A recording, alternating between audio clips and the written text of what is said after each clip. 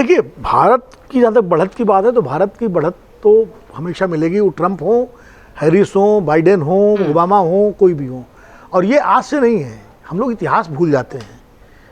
आप पुराना देख लीजिए, मैं इंदिरा गांधी नेहरू के ज़माने में नहीं जा रहा हूँ, वरना लोग कहेंगे अब बार बार इंदिरा गांधी नेहरू की बात करते हैं। मैं अटल जी के ज़माने की बात कर रहा हूँ, राजीव गांधी पे भी नहीं जा रहा हूँ।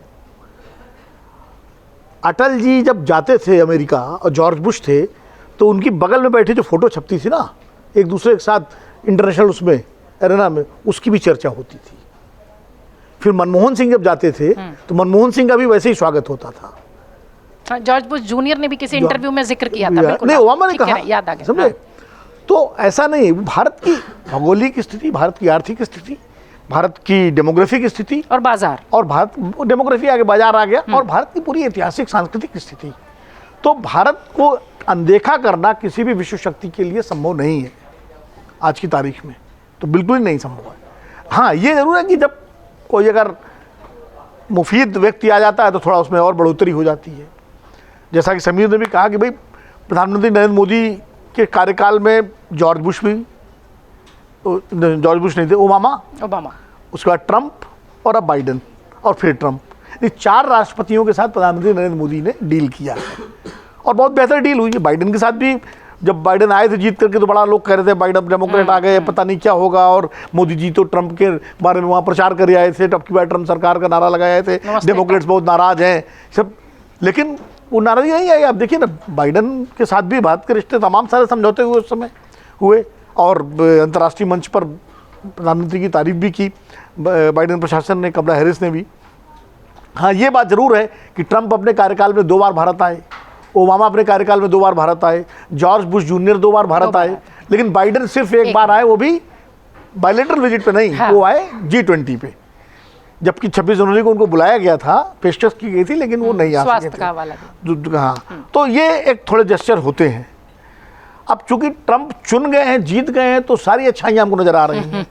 अगर अभी हैरिस जीत जाती तो हम फिर कहते देखिए अमेरिकन डेमोक्रेसी कितनी वाइब्रेंट है, पहली बार एक महिला को चुन लिया, एक अश्वेत महिला को, एक, तो हमारी सबकी मान्यता बदल जाती, तो जीतने के बाद हमारे विश्लेषण बदल जाते हैं। लेकिन ये जरूर है कि ट्रंप के सामने इस बार चुनौतियां पहले से ज़्यादा हैं।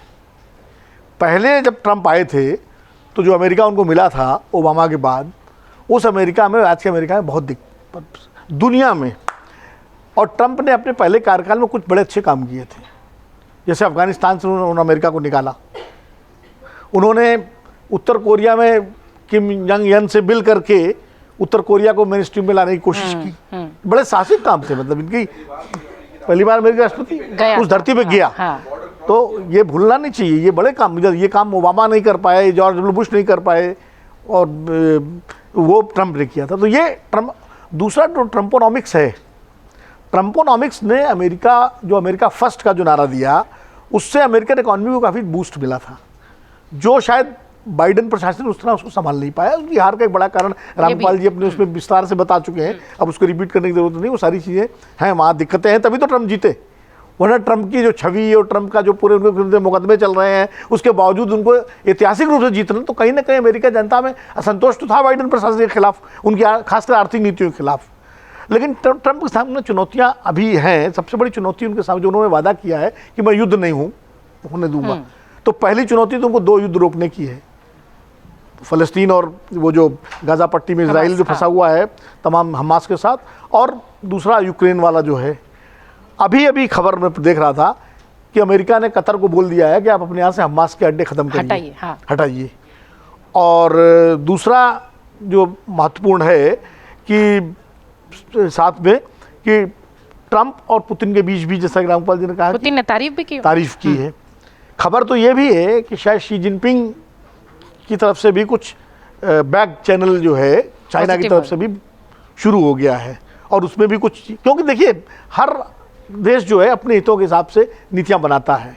एक बार प्रधानमंत्री जी से, मोदी जी से हम लोग पत्रकारों पर औपचारिक चर्चा कर रहे थे, तो ऐसे पूछा कि सबसे अच्छा जो है मित्र भारत का कौन सा नेता है दुनिया में, आप तो जाते हैं। तो उन्होंने कहा देखिए हर नेता अपने देश के हित की बात करता है और अपने देश के हितों के हिसाब से संबंध तय करता है, तो सब अच्छे हैं हमारे लिए, क्योंकि हम भारत के हित को आगे करके बात करते हैं, अपने देश के लेके बात करते हैं, उसी में बीच में कहीं कोई अंडरस्टैंडिंग हो जाती है।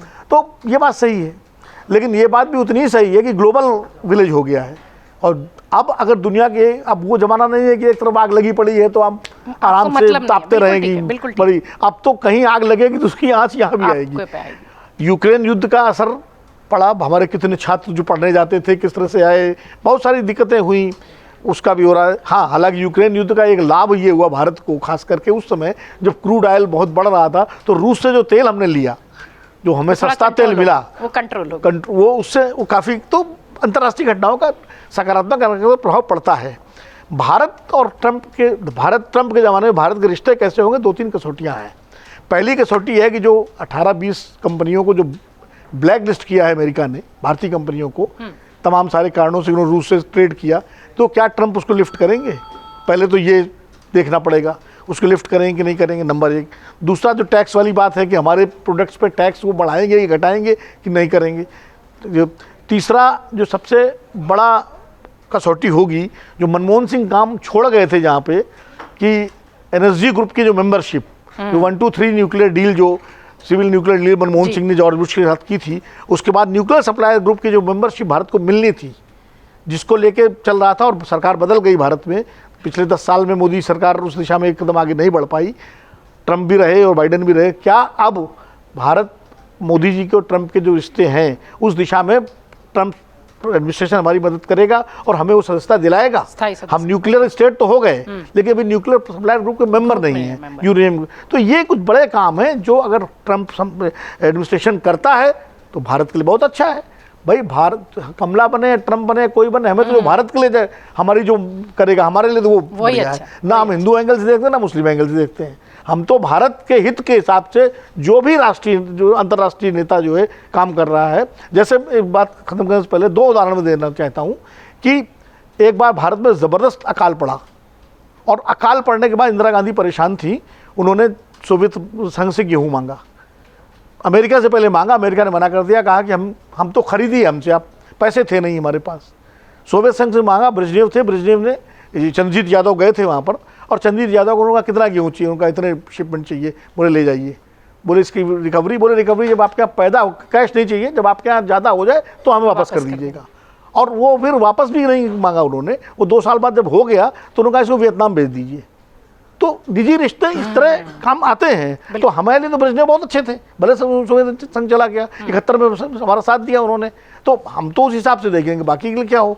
तो ये मुझे लगता है भारत के हितों के हिसाब से ट्रंप अगर 2-4 काम करते हैं, और खासकर पाकिस्तान पे लगाम लगाना, ठीक, तो ये सारी चीज़ें जो है ये कसौटियाँ होंगी। और मुझे लगता है कि जिस तरह की केमिस्ट्री, पर्सनल केमिस्ट्री है, उसका फायदा भारत को मिलना चाहिए। प्रधानमंत्री और ट्रंप जी की अच्छी केमिस्ट्री। अगर आप ये वीडियो YouTube पर देख रहे हैं तो हमारे चैनल को सब्सक्राइब कर बेल आइकन दबाएं, और Facebook पर देख रहे हैं तो हमारे पेज को लाइक करें। 8 मिलियन+ सब्सक्राइबर, आपके इस भरोसे के लिए बहुत धन्यवाद।